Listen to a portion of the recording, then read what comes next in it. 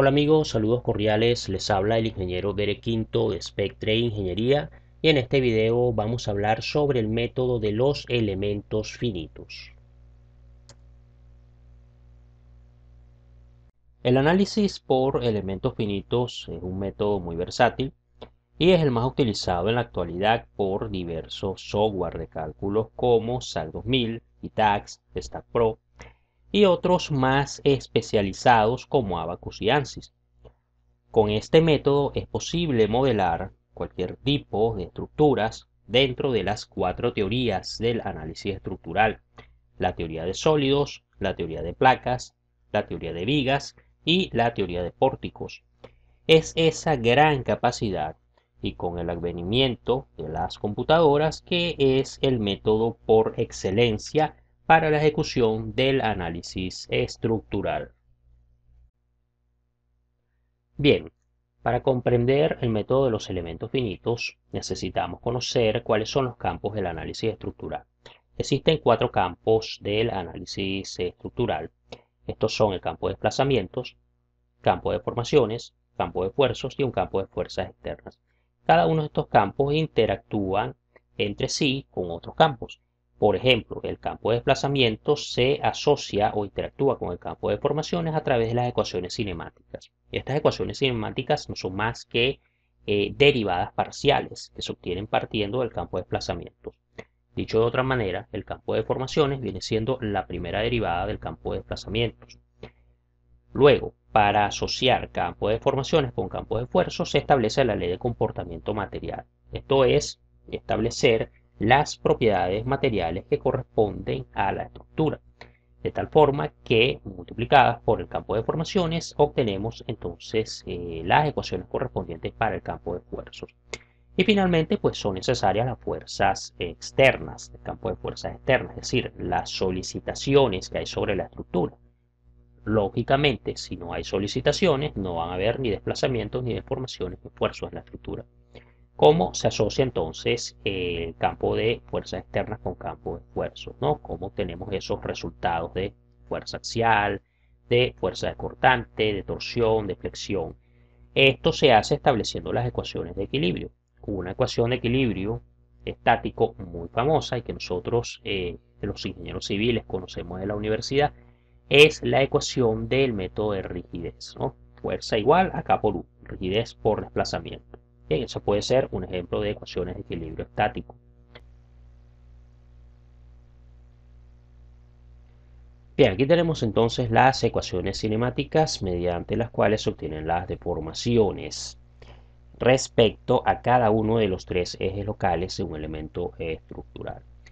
El primer caso va a representar entonces la deformación en dirección de x1, el segundo caso representa la deformación en dirección x2 y el tercer caso representa la deformación en dirección x3. ¿Cómo se obtienen entonces esas deformaciones? Bueno, se aplican las ecuaciones cinemáticas que no son más que derivadas parciales. Por ejemplo, para este elemento diferencial de volumen, que es un elemento muy pequeño, un elemento infinitesimal, de allí que se aplican las derivadas parciales, vamos a tener entonces lo que es la deformación en dirección x1, tomando el desplazamiento sigma 1, que es el desplazamiento en dirección x1, y derivándolo parcialmente con respecto a x1.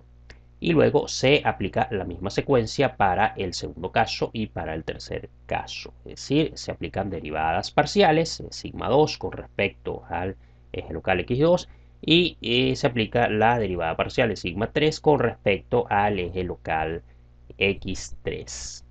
Entonces, estos vienen siendo deformaciones que se obtienen a partir de desplazamientos traslacionales en cada uno de los tres ejes. Tenemos, por supuesto, que considerar las distorsiones angulares. Distorsiones angulares, estamos observando en el primer caso, está representado por este tipo de deformación que está contenido en este primer caso en el plano x1 y x2. De allí que se forma esta distorsión, este ángulo infinitesimal 1, 2, es decir, es un ángulo que está contenido o una distorsión que está contenida en el plano x1 y x2. El segundo caso sería una distorsión angular que está contenido en el plano de los ejes x2 y x3. Y el tercer caso sería una distorsión angular que está contenida entre los ejes x1 y x3, es decir, el plano en este caso 3,1. Bien, y el cálculo que corresponde a estas distorsiones angulares, pues a través de esta fórmula se representan 2 por la deformación que corresponde a la distorsión angular de x1 y x2.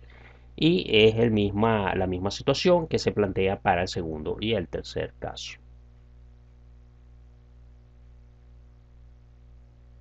Vamos a hablar ahora sobre el concepto de elementos finitos. Bien, los elementos finitos corresponden a una discretización de una estructura en áreas o secciones que van a estar interconectadas a través de nodos.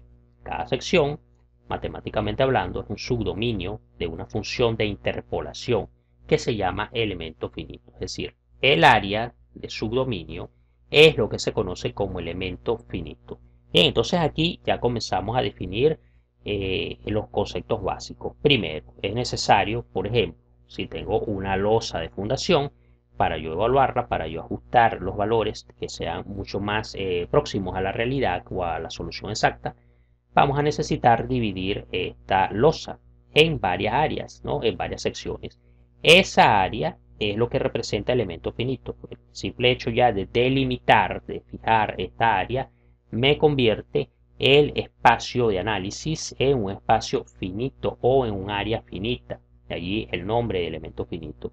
Y cada uno de estos elementos van a estar interconectados entre sí a través de los nodos. Porque es subdominio. Recuerden que el subdominio es esa zona, esa longitud o esa área sobre la cual evaluamos, ¿no? Nosotros estamos evaluando a través de una función de interpolación que nosotros ya vamos a ver más adelante. Esta función de interpolación es la que nos permite a nosotros precisamente visualizar este campo de esfuerzos actuantes en esta losa que corresponden a la presión del suelo. De esa manera nos permite ver cómo ocurre la variación de esfuerzos entre cada uno de los elementos finitos que al final, sumados todos, integrados todos, conforman la variación del esfuerzo, en este caso el esfuerzo actuante en la interacción con el suelo de una losa de fundación. Entonces, para lograr esta visualización del diagrama de colores, necesitamos ver la función o conocer, obtener, establecer la función de interpolación. Y esta función ocurre entre los nodos. Se evalúa entre los nodos, en este caso para un área de subdominio matemático o de elemento finito.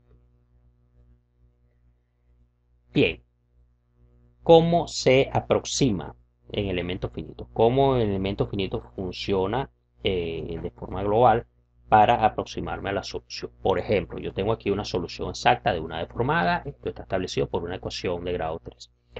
¿Qué ocurre? Entonces, primer caso, yo sumo elementos finitos, tengo que aproximarme a esta ecuación, lo voy a hacer con una ecuación lineal, es decir, elementos finitos lineales. En este caso, yo utilizo dos elementos finitos y estamos observando la deformada, que es la solución original, y estamos observando, por ejemplo, para el primer elemento o un solo elemento, entonces esta sería la aproximación. Si yo aumento la apuesta, incremento ahora a dos elementos finitos, tenemos uno y tenemos dos elementos finitos, en este caso pues entonces comienzo a generar una primera aproximación. Podemos observar que no es la solución exacta. Entonces, para yo aproximarme a esta deformada, tengo que dividir el elemento estructural en varios elementos finitos. Tengo que seccionarlo y mientras más elementos finitos tenga, podemos observar que más nos vamos aproximando a la solución exacta. Otra forma de aproximarnos es incrementando la ecuación de interpolación que conforma o que se evalúa sobre el elemento finito. En este caso, si usamos un elemento cuya ecuación de aproximación sea cuadrática, entonces ya podemos ver la diferencia, ya no es una recta en la aproximación, sino que comienza a generar una curva o una parábola. Por supuesto, si incrementamos la cantidad de elementos finitos, en este caso tenemos 1, 2, 3, 4 elementos finitos, podemos observar que estos 4 elementos finitos con una ecuación de segundo grado ya se está aproximando mucho mejor que lo que hacen los 8 elementos lineales. Si quiero incrementar, aproximarme mucho más, yo puedo utilizar, por ejemplo, entonces una ecuación cúbica y utilizar, por ejemplo, 4 elementos finitos y entonces dar con la solución exacta. Conclusión. Podemos incrementar el grado de la ecuación interpolante o de la ecuación con la que vamos a representar los desplazamientos y podemos incrementar la cantidad de elementos finitos. Esas son las dos vías que hay para dar o aproximarnos a la solución exacta. Bien, entonces de lo explicado anteriormente vamos a rescatar estos 4 conceptos. Necesitamos delimitar esa área y establecer los nodos para conformar el elemento finito. Necesitamos conocer cuál es la función de interpolación para poder entonces hacer la graduación, observar cómo va variando el esfuerzo en una determinada estructura. Y finalmente podemos discretizar la malla, es decir, seccionar en más elementos finitos, que es lo que se conoce como la malla, para de tal manera aproximarnos o acercarnos más al resultado exacto o a la solución exacta. Si quieres conocer más sobre el análisis por elementos finitos, te dejo en la descripción el enlace del video donde hablo sobre los pasos de ejecución de elementos finitos y cómo se obtienen las ecuaciones de cálculo.